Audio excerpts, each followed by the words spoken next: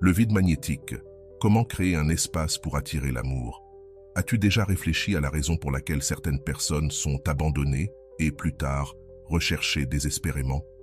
89% des relations qui se terminent pourraient être récupérées en utilisant un principe philosophique vieux de 2000 ans, que presque personne ne connaît. Et si je te disais que l'erreur la plus dévastatrice que tu commets n'est pas d'aimer trop, mais de donner ton pouvoir émotionnel à quelqu'un qui ne le mérite pas? Alors que tu continues à revisiter leur profil et à attendre ce message qui ne vient pas, il y a une vérité stoïque qui est en train de transformer des relations brisées en connexions indestructibles. La technique que je vais te révéler dans quelques minutes a été vérifiée par des psychologues modernes, mais dissimulée par les thérapeutes traditionnels.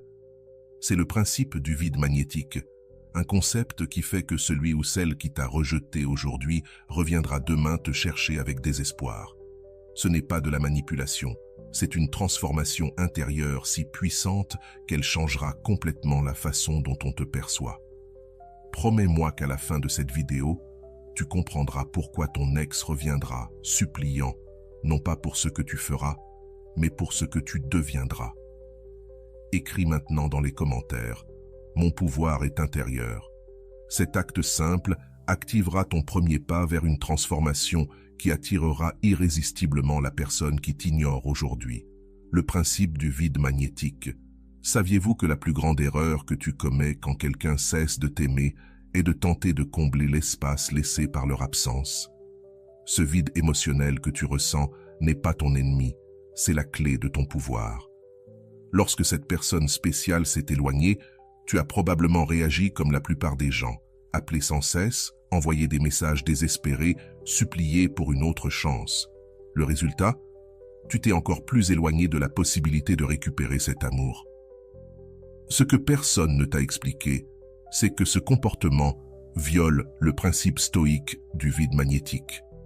Les anciens stoïciens comme Marc Aurèle comprenaient quelque chose que la psychologie moderne commence tout juste à redécouvrir.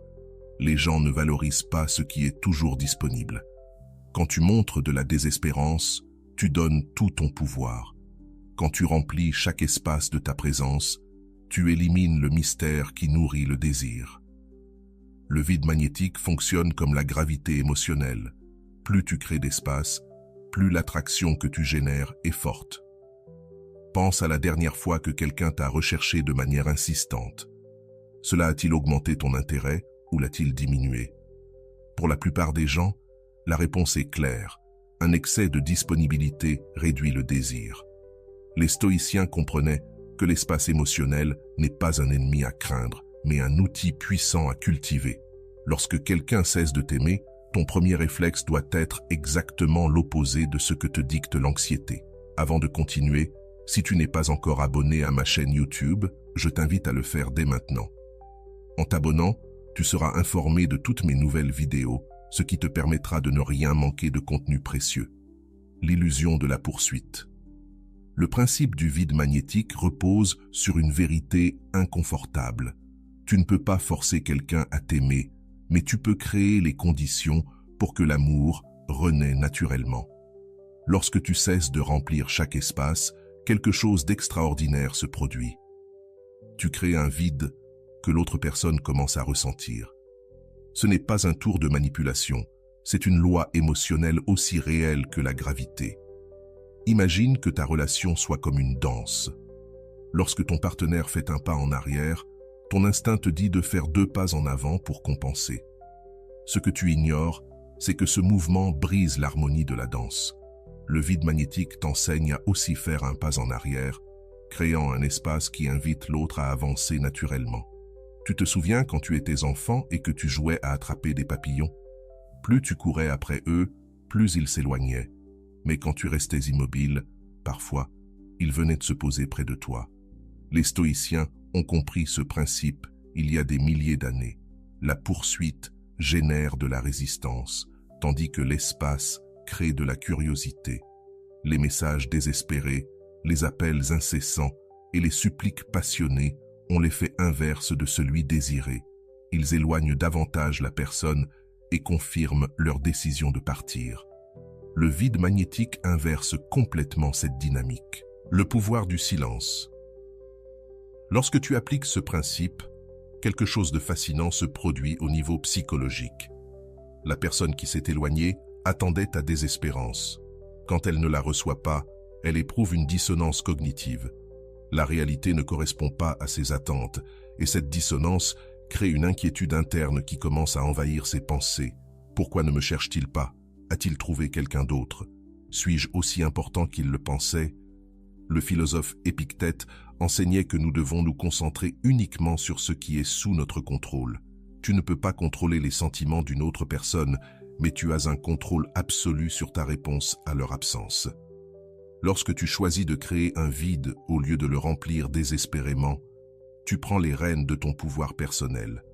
Ce principe ne consiste pas à jouer avec les sentiments des autres, mais à retrouver ton centre et ta dignité. Le silence comme stratégie. Le silence a un pouvoir que les mots ne peuvent égaler, surtout lorsqu'il s'agit de récupérer quelqu'un qui a cessé de t'aimer. Dans un monde où tout le monde cherche à être entendu, où les réseaux sociaux nous poussent à partager chaque pensée et sentiment, le silence est devenu la ressource la plus rare et donc la plus précieuse. Les stoïciens comprenaient profondément cette vérité. Lorsque tu apprends à te taire, tu apprends à influencer. Réfléchis à tes dernières communications avec cette personne qui s'est éloignée. Tu as probablement essayé d'expliquer, de convaincre, d'exprimer tes sentiments dans l'espoir de toucher son cœur. Ce que tu ne savais pas, c'est que chaque mot désespéré affaiblissait ta position. Le pouvoir du silence est la pratique stoïque de communiquer davantage avec moins, de permettre aux espaces entre les mots de parler pour toi. Quand quelqu'un s'éloigne et que tu réponds avec un silence digne, tu n'es pas passif. Tu actives l'une des forces les plus puissantes de la psychologie humaine, la curiosité. Créer un déséquilibre pour attirer l'attention. Le silence crée des questions là où les mots créeraient des réponses. Et ce sont les questions, et non les réponses, qui maintiennent l'intérêt vivant. Il y a une différence cruciale entre le silence comme tactique manipulatrice et le silence stoïque. Le premier cherche à punir et à provoquer une réaction, tandis que le second cherche à honorer ta dignité et à créer un espace pour une réflexion véritable. Il ne s'agit pas d'ignorer par vengeance, mais de reculer pour permettre à toi et à l'autre personne de vous voir avec clarté, sans la brume de la désespérance. Le silence crée un vide qui peut faire changer la dynamique de ta relation, transformant ainsi la manière dont tu es perçu. Si cette personne revient, elle le fera depuis un lieu de véritable intérêt, et si elle ne revient pas, tu auras récupéré ton pouvoir et serais prêt à attirer un amour véritable qui te valorisera. Ainsi, le vide magnétique et le silence sont des outils puissants pour transformer ta dynamique relationnelle. Ils ne sont pas des manipulations, mais des principes profonds qui te permettent de retrouver ton pouvoir intérieur et d'attirer à toi ce que tu désires vraiment sans avoir à te sacrifier. Le silence communique avec une force que les mots ne peuvent égaler. Il transmet le respect de soi, la force intérieure et une confiance tranquille en notre propre valeur. Ces qualités sont infiniment plus attractives que la nécessité ou la désespérance. Comme l'a écrit Marc Aurèle, il est mieux de garder le silence et d'être que de parler et de ne pas être. Lorsque tu appliques le pouvoir du silence, tu choisis d'être digne, être précieux, être complet par toi-même. Cette présence silencieuse est magnétique parce qu'elle est authentique. Le pouvoir du silence te protège aussi des erreurs classiques, supplier, argumenter, essayer de convaincre. Chaque fois que tu tentes de persuader quelqu'un qu'il devrait t'aimer, tu lui donnes paradoxalement des raisons pour ne pas le faire. L'amour ne répond pas aux arguments logiques ni aux supplications émotionnelles. Il répond à l'attraction naturelle qui naît lorsque quelqu'un reconnaît ta valeur indépendamment. En pratiquant le pouvoir du silence, tu offres également un cadeau inestimable, du temps et de l'espace pour que les sentiments évoluent naturellement. Les stoïciens comprenaient que les émotions, comme toutes les choses dans la nature, doivent suivre leur cours. Tenter de forcer ou d'accélérer ce processus crée seulement de la résistance. Le silence permet aux eaux troubles de se poser, révélant la clarté qui était cachée en dessous. Ce qui est le plus transformateur dans le pouvoir du silence, c'est la manière dont il change ta relation avec toi-même. Lorsque tu cesses de chercher une validation externe à travers des réponses et des réactions, tu commences à trouver ton centre. Et dans ce centre réside ton véritable pouvoir, non pas le pouvoir sur les autres, mais le pouvoir sur toi-même. Et paradoxalement, c'est ce pouvoir intérieur qui finira par attirer celui qui s'est éloigné. Le silence n'est pas un vide, il est plein de réponses. En attendant en silence avec dignité, tu communiques sans mots que ta valeur ne dépend pas de sa présence. Et cela peut être la leçon la plus importante que vous ayez à apprendre, tous les deux. La grande attraction stoïque.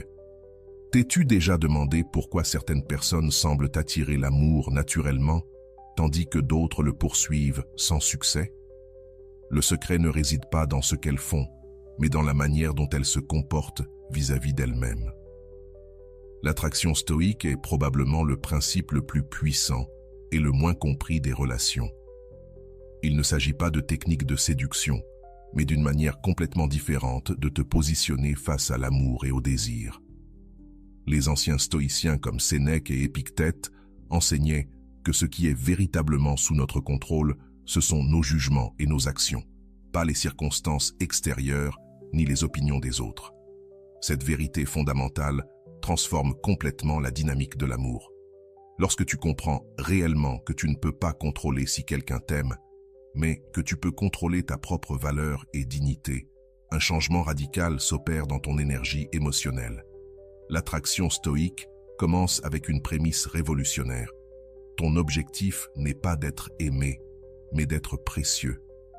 Lorsque tu diriges toute ton énergie vers le fait d'être une personne intègre, équilibrée et en paix avec toi-même, tu actives un champ magnétique naturel qui attire, plutôt que de poursuivre. C'est comme la différence entre courir après un papillon ou créer un jardin qui les attire naturellement. Que faire lorsqu'une personne cesse de t'aimer? Ta réponse instinctive sera probablement d'essayer de démontrer ta valeur, de convaincre cette personne de combien tu es digne. Mais voici le paradoxe.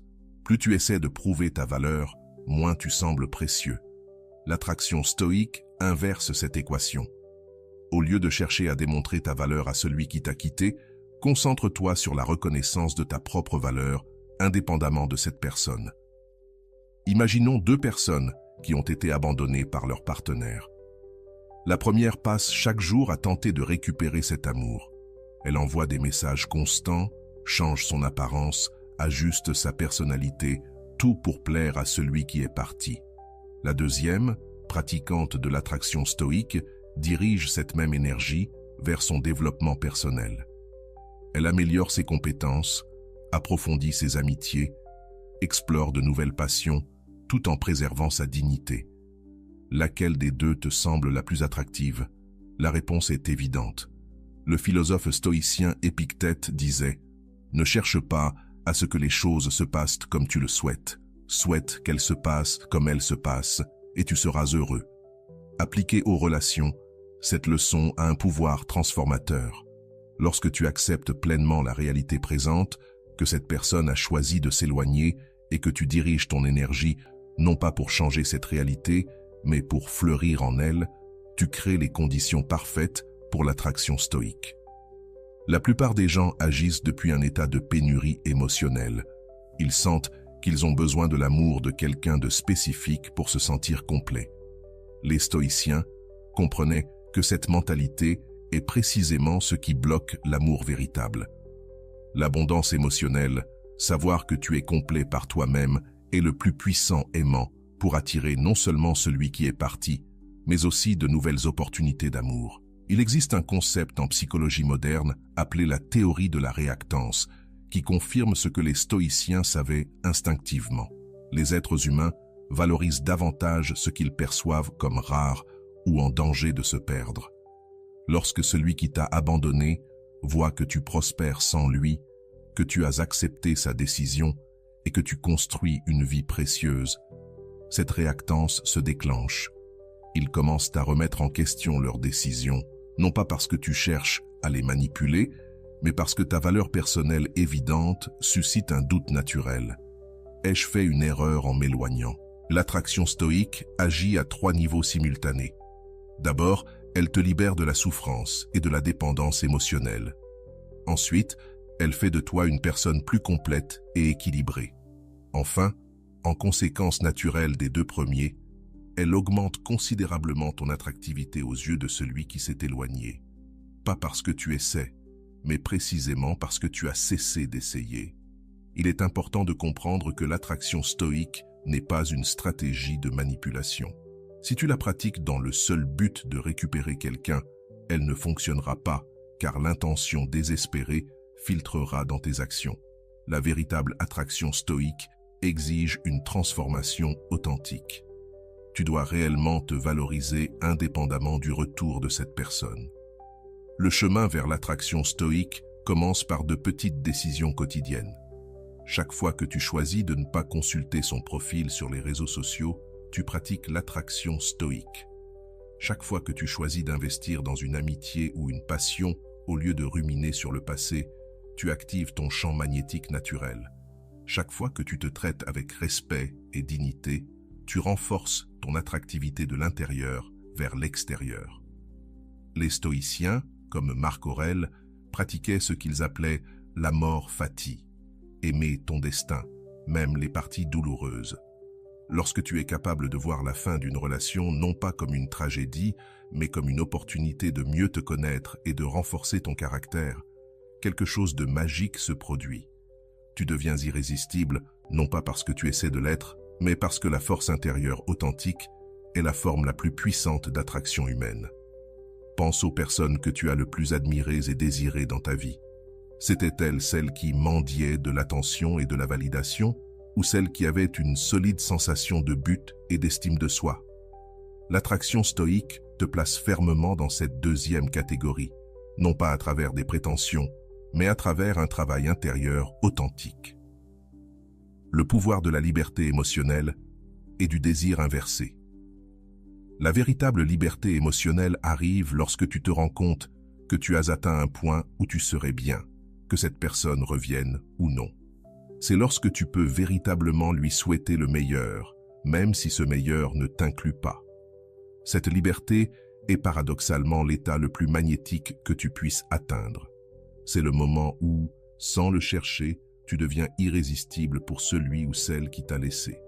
En pratiquant l'attraction stoïcienne, souviens-toi que les stoïciens valorisent la vertu par-dessus tout. Cela signifie que tu ne dois jamais utiliser ces principes pour manipuler ou nuire aux autres. L'objectif n'est pas de faire souffrir celui ou celle qui t'a quitté, ni de lui prouver qu'il ou elle a commis une erreur. L'objectif est d'honorer ta propre valeur et de vivre avec dignité, indépendamment des actions des autres. Si cette personne revient, elle sera attirée par ton authenticité, pas par tes stratégies. Le désir inversé, une dynamique psychologique profonde. Il existe un phénomène fascinant dans les relations humaines que les philosophes stoïciens comprenaient il y a des milliers d'années, mais que la psychologie moderne commence à peine à explorer. Le principe du désir inversé. Ce concept explique pourquoi, dans de nombreuses situations, plus tu désires intensément que quelqu'un t'aime, moins il est probable que cela se produise. Et plus important encore, il révèle comment inverser cette dynamique peut transformer complètement une relation brisée. Le désir inversé n'est pas un tour ou une tactique manipulatrice, mais une profonde vérité psychologique sur la manière dont le désir humain fonctionne. Pour le comprendre, il faut d'abord saisir un paradoxe fondamental. Le désir humain ne répond pas à la logique, mais à la tension émotionnelle. Plus la tension entre la proximité et la distance est équilibrée, plus le désir est fort. Quand quelqu'un t'a cessé de t'aimer, ta réaction naturelle est d'augmenter la proximité. Appeler davantage, écrire plus, exprimer davantage tes sentiments. Ce que tu ne sais pas, c'est qu'en faisant cela, tu élimines toute la tension nécessaire pour que le désir fleurisse. C'est comme tenter d'allumer un feu en l'étouffant avec trop de combustible. Le principe du désir inversé. Le principe du désir inversé t'enseigne à créer l'espace nécessaire pour que la flamme puisse se raviver. Les anciens stoïciens comprenaient profondément la nature du désir humain. Épictète enseignait que notre nature est de désirer ce que nous n'avons pas et de tenir pour acquis ce que nous possédons. Lorsque quelqu'un sait qu'il t'a complètement, qu'il sait que tu ferais tout pour récupérer son amour, cela diminue paradoxalement son désir envers toi. Pas parce que tu es moins précieux, mais parce que la dynamique naturelle du désir humain exige un certain degré d'incertitude. Imaginons que tu aies deux opportunités. L'une est entièrement garantie, toujours disponible, sans aucun risque de la perdre. L'autre est précieuse, mais nécessite des efforts. Elle n'est pas assurée, elle pourrait être perdue si tu n'agis pas. Laquelle capterait le plus ton attention et ton énergie? Pour la majorité des gens, la réponse est claire. Nous valorisons davantage ce que nous pourrions perdre que ce que nous avons assuré.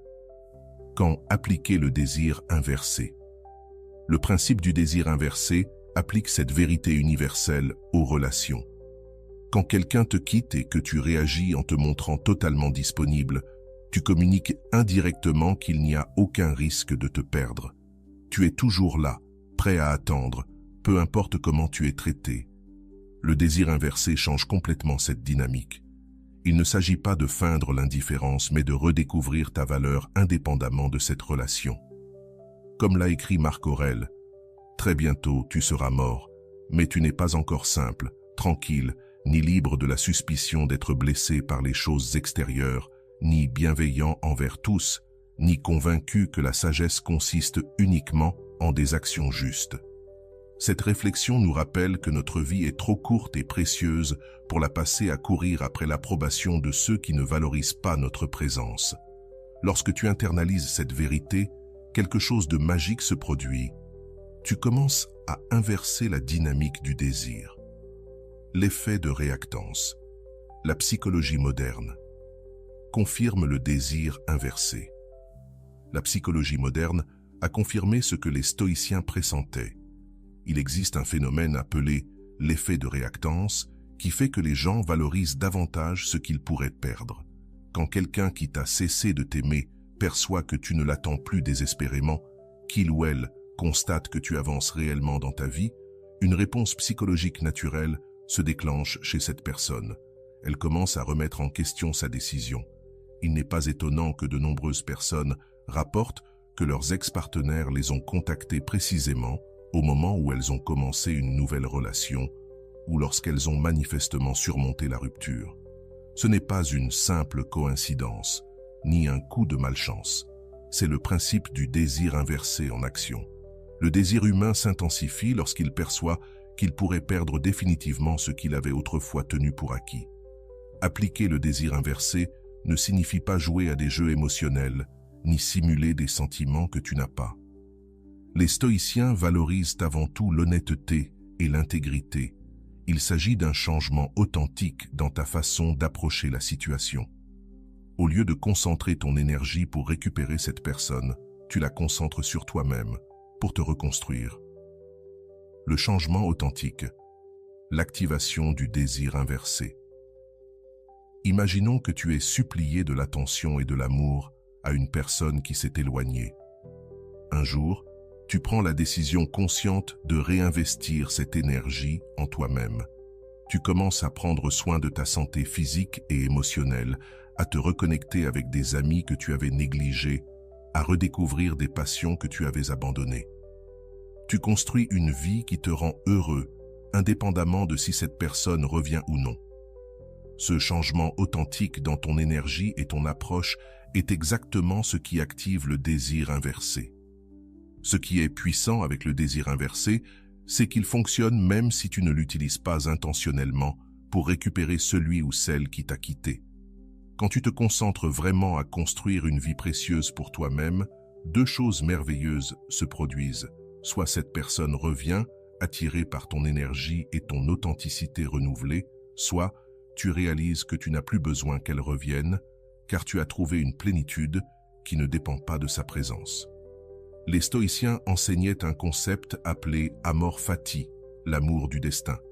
Lorsque tu appliques ce principe à une rupture, tu comprends que même cette fin douloureuse peut être le début de quelque chose de beau.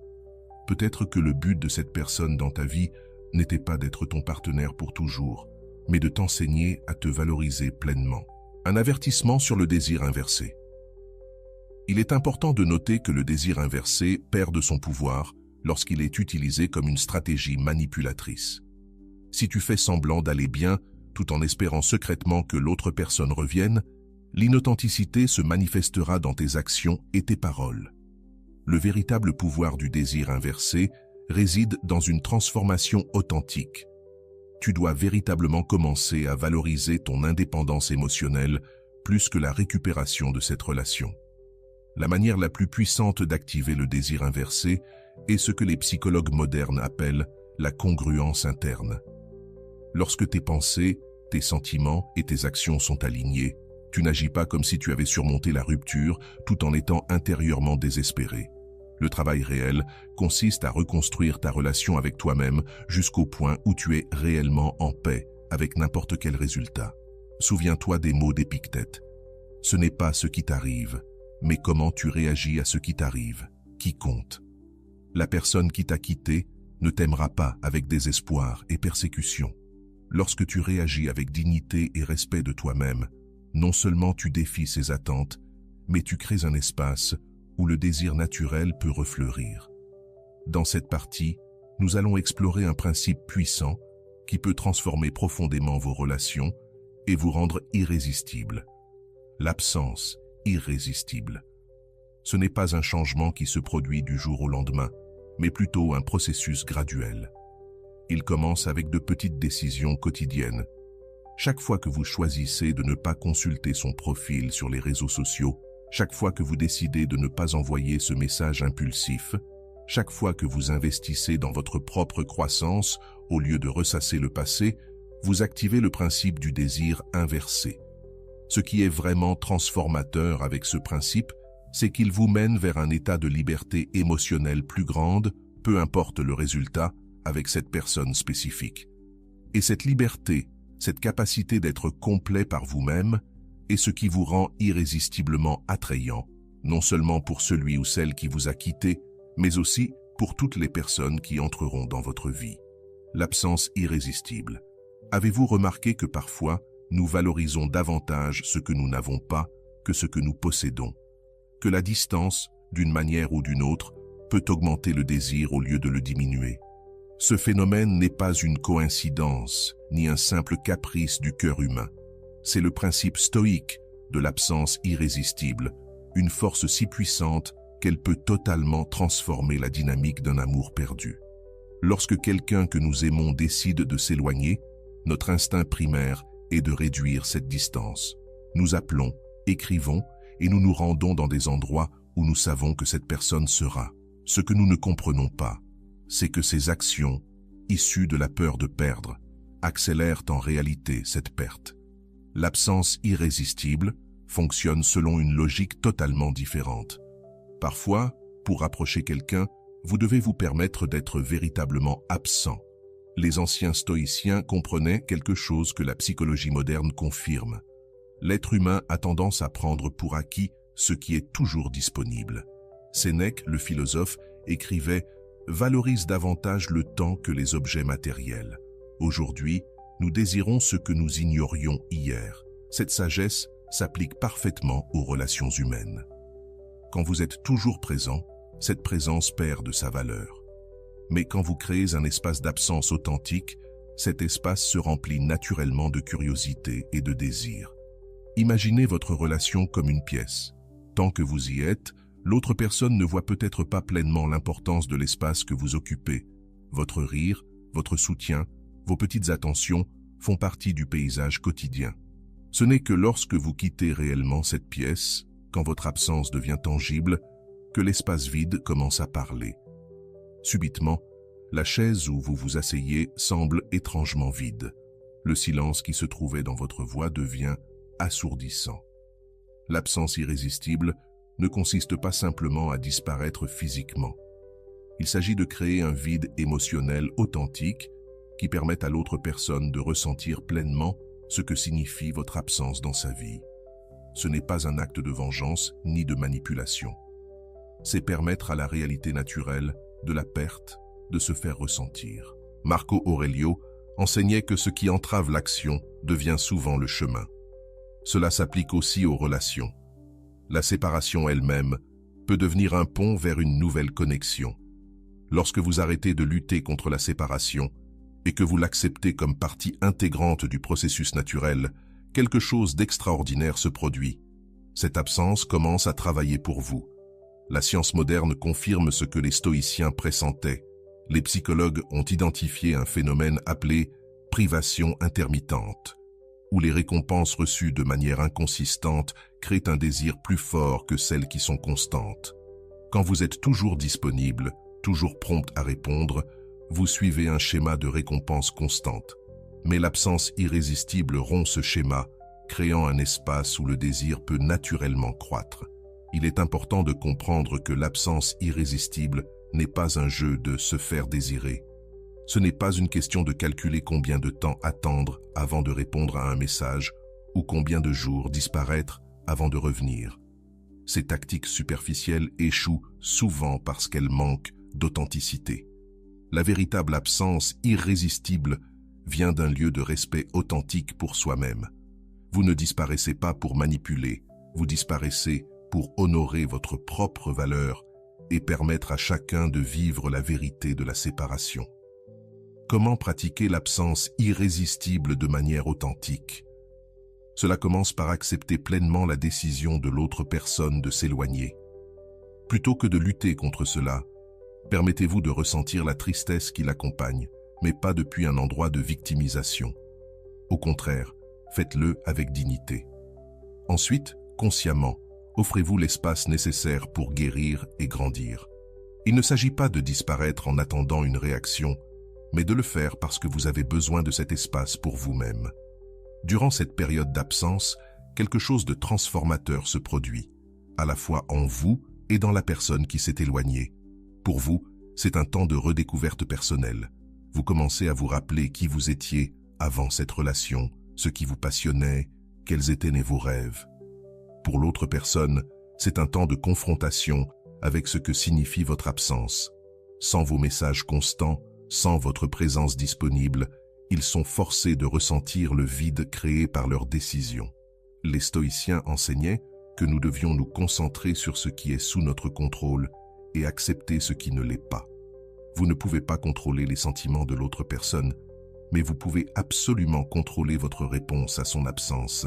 Lorsque vous choisissez de répondre avec dignité plutôt qu'avec désespoir, avec une absence totale plutôt qu'une présence partielle, vous exercez votre pouvoir de la manière la plus pure. L'absence irrésistible opère également au niveau neurologique.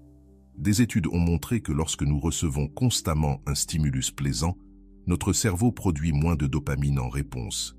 La familiarité réduit littéralement le plaisir chimique que nous ressentons. Quand ce stimulus disparaît complètement, après une période initiale de malaise, le cerveau commence à se sensibiliser à nouveau. Si cette personne réapparaît dans votre vie après une absence significative, l'impact émotionnel sera bien plus grand que s'il n'y avait jamais eu d'absence. Il y a une différence cruciale entre l'absence qui renforce et celle qui détruit. L'absence destructrice est celle où vous disparaissez rempli de ressentiments, cherchant à punir ou à provoquer des jalousies. L'absence irrésistible est celle où vous vous retirez avec amour-propre, cherchant à grandir et à guérir. Cette différence subtile dans l'intention fait toute la différence dans le résultat. Pendant votre période d'absence, il est essentiel de diriger votre énergie vers votre croissance personnelle et non pour surveiller les réactions de l'autre. Si vous vérifiez constamment si cette personne a remarqué votre absence, si elle a publié quelque chose sur les réseaux sociaux en réponse à votre disparition, vous êtes toujours émotionnellement présent. La véritable absence irrésistible nécessite que vous vous concentriez réellement sur vous-même, sur votre guérison et votre croissance. Le pouvoir de l'absence irrésistible croît avec le temps. Dans les premiers jours ou semaines, l'autre personne pourrait ressentir un soulagement de ne pas recevoir vos messages désespérés. Mais au fur et à mesure que le temps passe, ce soulagement initial se transforme en curiosité et, éventuellement, en une étrange sensation de perte, même si ce sont eux qui ont choisi de partir. C'est comme si, seulement à travers votre absence totale, ils pouvaient vraiment ressentir la valeur de votre présence. Si cette personne revient, ce sera depuis un lieu de désir authentique, et non par obligation ou pitié. Si elle ne revient pas, ta période d'absence t'aura permis de construire une vie significative, indépendante de sa présence. C'est ce que les stoïciens appelaient une victoire garantie, un chemin qui te bénéficie indépendamment du résultat externe. Souviens-toi que l'objectif ultime de l'absence irrésistible n'est pas de manipuler l'autre pour qu'il revienne, mais de créer l'espace nécessaire pour que vous puissiez tous les deux voir clairement votre vérité émotionnelle. Si cette vérité révèle que vous devez être ensemble, la réunion sera bien plus solide grâce à ce processus. Et si elle révèle que vous devez suivre des chemins séparés, vous pourrez le faire avec clarté et respect mutuel. Lorsque tu pratiques l'absence irrésistible, tu ne crées pas seulement l'espace pour que le désir renaisse, tu honores une vérité profonde sur l'amour véritable. L'amour ne peut pas être forcé, il peut seulement être invité. Et parfois, l'invitation la plus puissante est l'espace vide laissé par ton absence, un espace que toi seul peux remplir, la force de la valeur inaltérable. As-tu déjà remarqué comment certaines personnes semblent maintenir leur dignité et leur force, même dans les moments les plus douloureux de rejet amoureux? Comment parviennent-elles à garder intacte leur estime personnelle quand quelqu'un décide de cesser de les aimer? Ce n'est pas un don avec lequel elles sont nées, mais le résultat de la compréhension et de la pratique d'un des principes les plus puissants du stoïcisme, le valeur inaltérable. La valeur inaltérable est la compréhension profonde que ta valeur en tant qu'être humain n'augmente pas lorsque quelqu'un t'aime, ni ne diminue quand quelqu'un cesse de t'aimer. C'est reconnaître que, bien que la douleur du rejet soit réelle, ton essence fondamentale reste inchangée. Les anciens stoïciens comprenaient que confondre notre valeur intrinsèque avec les opinions changeantes des autres est la recette parfaite pour une vie de souffrance inutile. Épictète, qui a commencé sa vie en tant qu'esclave pour devenir l'un des philosophes les plus respectés de Rome, enseignait « Rappelle-toi que ce n'est pas celui qui te critique qui compte, ni celui qui pointe du doigt où tu as trébuché ou où tu aurais pu mieux faire. Le mérite appartient à celui qui est dans l'arène. » Appliqué aux relations, ce principe nous rappelle que notre valeur n'est pas déterminée par ceux qui choisissent de s'éloigner, mais par la façon dont nous choisissons de répondre à cette distance. Quand quelqu'un que tu aimes décide de te quitter, la douleur peut être si intense que tu commences à remettre en question tout ce que tu es. Je ne suis pas assez attirant. Je ne suis pas assez intéressant. Qu'ai-je fait de mal? Ce questionnement constant reflète une croyance implicite selon laquelle ta valeur dépend de la capacité à garder l'amour de cette personne, le courage de préserver sa dignité. La valeur inaltérable défie directement cette croyance destructrice. Marc Aurèle écrivait dans ses méditations « Très vite, tu auras tout oublié, et très vite, tout aura oublié. » Cette réflexion, loin d'être pessimiste, nous libère. Elle nous rappelle que tant la douleur du rejet que la validation de l'amour sont temporaires. Ce qui est permanent, c'est ton engagement envers ton intégrité et ta valeur intrinsèque. Imagine pendant un instant que ta valeur soit comme une montagne. Les gens peuvent venir, l'admirer, voire s'y installer un moment. Puis, ils peuvent partir. La montagne ne devient pas moins majestueuse lorsque les visiteurs partent, ni plus imposante lorsqu'ils arrivent. Elle est simplement là. Le valeur inaltérable t'invite à t'identifier à la montagne et non aux réactions des visiteurs temporaires dans ta vie. La psychologie moderne et la résilience émotionnelle. La psychologie moderne confirme ce que les stoïciens pressentaient. Les personnes avec la plus grande résilience émotionnelle sont celles qui maintiennent une estime de soi stable, indépendamment des validations externes. Lorsque tu ancreras ta valeur dans des facteurs externes, comme l'approbation d'un partenaire, tu crées une vie émotionnellement instable, soumise aux fluctuations des opinions des autres. Comment cultiver cette valeur inaltérable lorsque tout en toi hurle que sans cette personne, tu n'es pas assez? Commence par reconnaître la différence entre la douleur naturelle de la perte et la croyance optionnelle de la dévalorisation. Il est naturel de ressentir la douleur lorsqu'une personne que tu aimes décide de s'éloigner. Ce n'est ni naturel ni nécessaire de conclure que cette séparation diminue ta valeur en tant qu'être humain. Les stoïciens pratiquaient un exercice appelé « prévision des adversités », qui est directement applicable pour cultiver le valeur inaltérable dans les relations. Cet exercice consiste à imaginer consciemment des scénarios difficiles, comme la fin d'une relation, et à réfléchir à la manière dont tu maintiendrais ton intégrité et ta valeur face à eux, pas pour alimenter la peur, mais pour te rappeler que ta dignité peut rester intacte, même dans les moments les plus douloureux. Réponse stoïque à la rupture. Quand quelqu'un décide de te quitter, tu montres souvent ta véritable philosophie de vie. Si tu crois que ta valeur dépend de l'amour de cette personne spécifique, tu supplieras, mendieras et compromettras ta dignité pour essayer de récupérer cet amour. Si tu comprends la valeur inaltérable, tu ressentiras la douleur de la perte, mais tu maintiendras intacte ta colonne vertébrale émotionnelle. Cette valeur inaltérable ne signifie pas insensibilité. Il ne s'agit pas de prétendre que tu ne ressens pas la douleur ou que cela ne t'importe pas. Les stoïciens n'ont jamais prôné la suppression des émotions, mais plutôt une relation plus consciente avec elles. Tu peux ressentir profondément la tristesse de la séparation, tout en sachant fondamentalement que cette séparation ne définit pas ta valeur.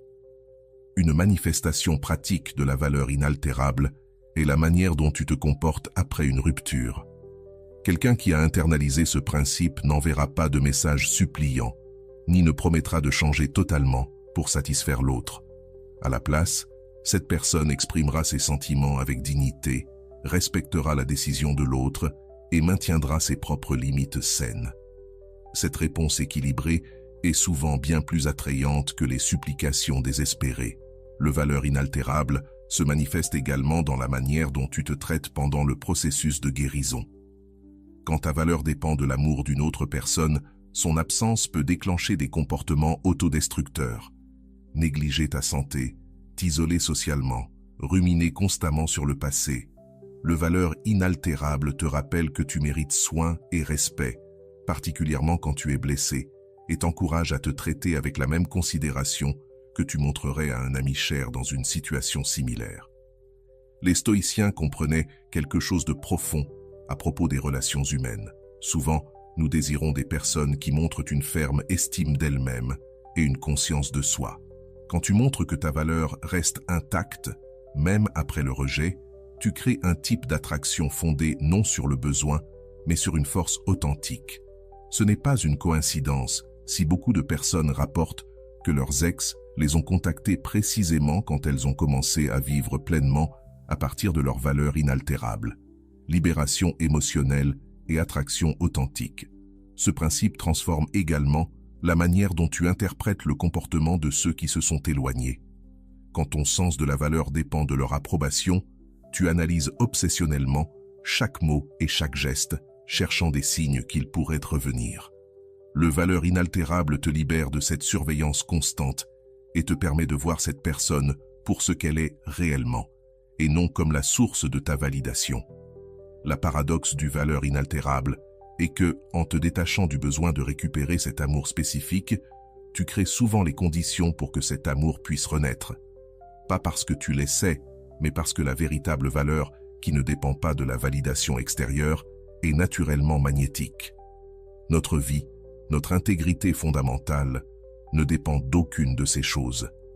Cultiver un courage inébranlable est un processus, pas un événement.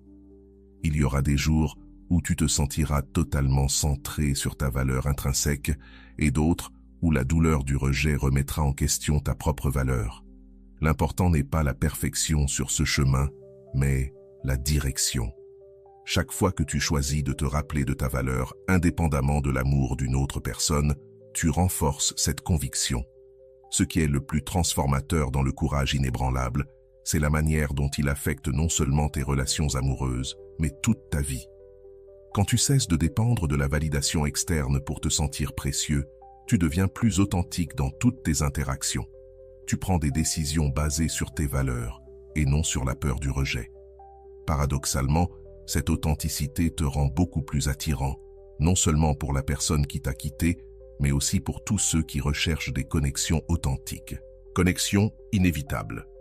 As-tu remarqué que certaines personnes semblent avoir un pouvoir magnétique pour se reconnecter avec ceux qui les ont quittés?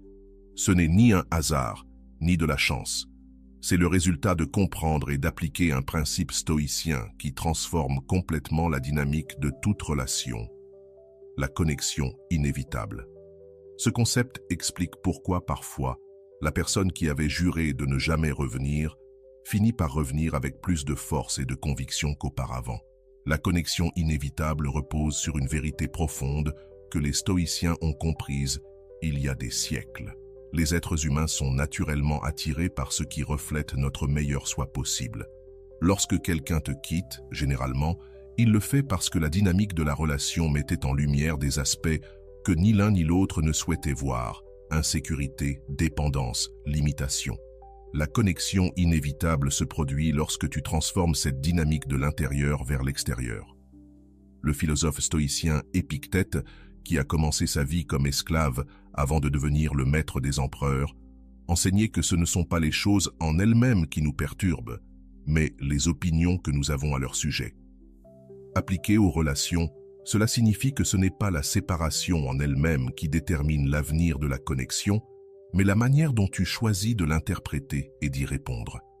Quand tu vois la séparation non pas comme la fin définitive, mais comme un espace nécessaire pour la transformation, tu actives la connexion inévitable. Imagine un instant que ta relation soit comme un pont qui s'est effondré.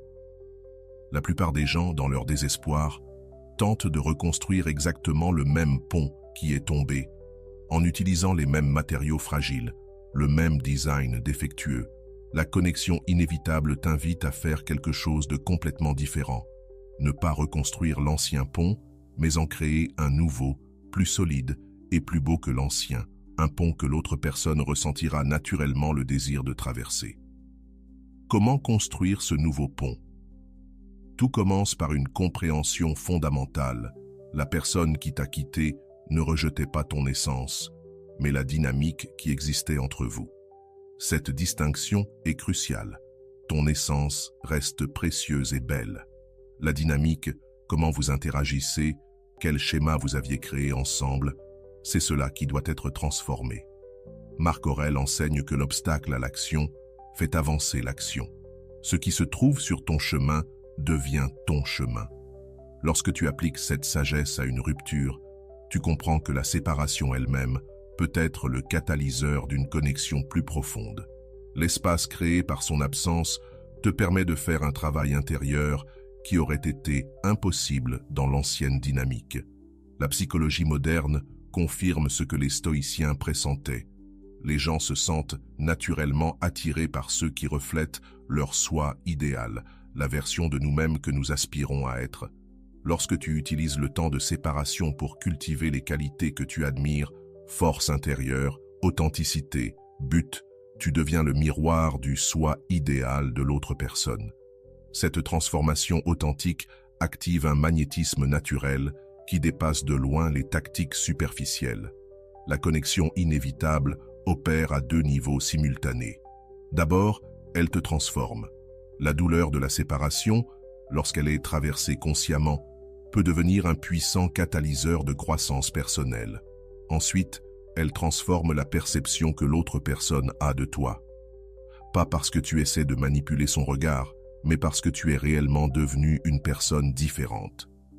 Un concept clé de la philosophie stoïcienne est l'oikos, le processus naturel par lequel les êtres humains reconnaissent et sont attirés par ce qui est conforme à leur nature. Lorsque tu t'alignes avec tes valeurs les plus élevées, lorsque tu cultives ta meilleure version, tu actives ce processus naturel chez ceux qui t'entourent, y compris chez la personne qui s'est éloignée. Ils commencent, parfois inconsciemment, à ressentir une affinité naturelle pour la personne que tu es devenue. Il est crucial de comprendre que la connexion inévitable ne consiste pas à feindre un changement ou à projeter une image fausse. Les stoïciens valorisent l'authenticité plus que tout. Il s'agit d'une véritable transformation, de devenir réellement la meilleure version de toi-même, non pas pour impressionner celui ou celle qui t'a quitté, mais parce que tu as compris que c'est le chemin vers ta propre plénitude. La connexion inévitable se nourrit également d'un phénomène psychologique appelé effet de contraste. Lorsque quelqu'un te quitte, il a une image mentale de la manière dont tu vas réagir, probablement avec désespoir, poursuite ou ressentiment. Mais lorsque tu réponds à cela avec dignité, croissance personnelle et acceptation authentique, tu crées un puissant contraste avec ses attentes. Ce contraste suscite une curiosité irrésistible. Que s'est-il passé? Comment a-t-il réussi à se transformer ainsi? Un autre élément crucial de la connexion inévitable est la patience stoïcienne. Nous vivons dans une culture de gratification instantanée qui nous fait croire que tout, y compris la reconnexion avec un amour perdu, devrait se faire rapidement. Les stoïciens comprenaient que les processus les plus précieux prennent du temps. La véritable transformation ne se fait pas du jour au lendemain, et la reconnexion authentique non plus. La connexion inévitable fleurit précisément parce que tu donnes au processus le temps dont il a besoin sans le forcer. Imagine un instant que tu as planté une graine. Tu peux être impatient de voir la plante grandir.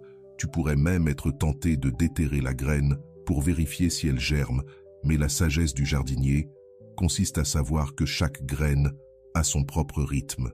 Ton travail n'est pas de forcer la croissance, mais de créer les conditions adéquates, une bonne terre, de l'eau et une lumière suffisante. La connexion inévitable fonctionne de la même manière. Ton travail n'est pas de forcer la connexion, mais de créer les conditions internes pour qu'elle puisse fleurir naturellement. Un aspect particulièrement puissant de la connexion inévitable est la manière dont elle transforme la communication lorsqu'elle finit par se produire. Lorsque tu interagis depuis un lieu de plénitude intérieure, au lieu de besoins désespérés, chaque mot, chaque geste, chaque silence a une qualité totalement différente. Tu n'essaies pas de convaincre ou de persuader, tu es simplement ta version la plus authentique et centrée. Cette authenticité a un pouvoir magnétique que les mots calculés ne pourront jamais égaler. Les stoïciens enseignaient que nous devons nous concentrer sur notre cercle d'influence, ce que nous pouvons contrôler. Dans cette partie, nous allons explorer un principe essentiel, la connexion inévitable, un concept qui nous enseigne que bien que nous ne puissions pas contrôler directement les actions des autres, nous avons un contrôle total sur notre propre évolution. Nous ne pouvons pas forcer quelqu'un à revenir, mais nous pouvons, par notre propre développement personnel, créer une attraction magnétique. Ce processus d'évolution intérieure transforme notre réalité et, souvent, nous permet d'influencer indirectement ce qui semble hors de notre contrôle. Le premier principe de la connexion inévitable est de se concentrer sur ce que nous pouvons réellement contrôler, notre propre croissance, dignité et force intérieure. Lorsque nous dirigeons toute notre énergie vers cette évolution personnelle, il est souvent possible d'influencer positivement les situations qui semblaient initialement au-delà de notre portée. Cette dynamique ne se limite pas seulement à des principes philosophiques, mais elle s'enracine également dans des études neurologiques. Des recherches ont démontré que le cerveau humain valorise davantage ce qui évolue positivement, comparé à ce qui reste statique. En évoluant intérieurement, nous activons un mécanisme neurologique qui nous rend plus attrayants aux yeux des autres, non pas parce que nous changeons physiquement, mais parce que nous devenons des versions plus fascinantes de nous-mêmes. Un autre aspect fondamental de ce processus est le concept stoïque de l'amour fati, ou l'amour de son destin. Cela implique d'accepter pleinement la situation actuelle, y compris les séparations douloureuses, et de créer l'espace nécessaire à la transformation. Cette approche n'est pas une résignation passive, mais une acceptation active. Elle consiste à voir chaque épreuve comme une opportunité d'évolution, plutôt que comme une malédiction. En pratiquant cette forme d'acceptation active, on cesse de chercher désespérément la personne perdue et on se concentre sur le fait de devenir la meilleure version de soi-même. Cette transformation personnelle devient alors un catalyseur pour l'attraction, car ce que l'on recherche réellement n'est pas la personne en soi, mais la sensation de complétude et de connexion que l'on croit que cette personne nous apportait. Ce processus de transformation révèle une vérité essentielle. Cette complétude a toujours été en nous, attendant d'être activée. L'idée d'un retour désespéré peut paraître irréaliste, mais elle est tout à fait réalisable lorsque l'on applique les principes stoïciens de transformation personnelle. Quand une personne nous quitte, notre instinct naturel nous pousse à nous demander comment la faire revenir. Cependant, cette question nous place immédiatement dans une position de faiblesse. Les stoïciens inversent cette dynamique en posant une question différente. En qui dois-je devenir pour attirer naturellement ce que je désire? En se concentrant sur cette transformation personnelle, l'attrait devient irrésistible. Le philosophe Épictète disait « Dites d'abord à vous-même quel genre de personne vous voulez être, puis faites ce que vous devez faire. » Cette sagesse stoïque s'applique parfaitement dans le contexte de la séparation. Plutôt que de se concentrer sur la reconquête de la personne, il s'agit de se concentrer sur la reconstruction de soi. Une transformation authentique est ce qui peut éventuellement faire revenir une personne, non par pitié ou par obligation, mais par un désir sincère. Il est important de noter que le retour ne se produit pas en raison de changements superficiels comme une amélioration physique ou de nouvelles compétences. Il se produit parce qu'une dynamique psychologique profonde a été activée. Nous, en tant qu'êtres humains, avons une tendance naturelle à valoriser ce que nous avons perdu, particulièrement lorsque nous voyons que cela a évolué au-delà de notre perception initiale. Comme l'a écrit Marc Aurèle, « Si quelque chose d'extérieur te fait souffrir, ce n'est pas cela qui te perturbe, mais ton propre jugement à ce sujet, et il est en ton pouvoir de le révoquer maintenant. » Appliquer cette idée au retour d'une personne permet de comprendre que ce n'est pas la séparation qui nous perturbe, mais notre jugement erroné sur ce qu'elle signifie pour notre valeur personnelle. Lorsque nous annulons ce jugement erroné et que nous reconnaissons notre valeur intrinsèque, nous commençons à générer un champ d'attraction irrésistible.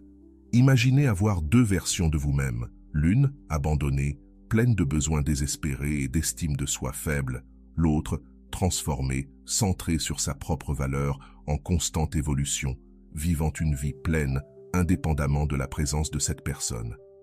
Quelle version de vous-même semble la plus attractive? La réponse est évidente, et elle est la même pour celui qui vous a quitté. La psychologie moderne a validé ce que les stoïciens savaient intuitivement.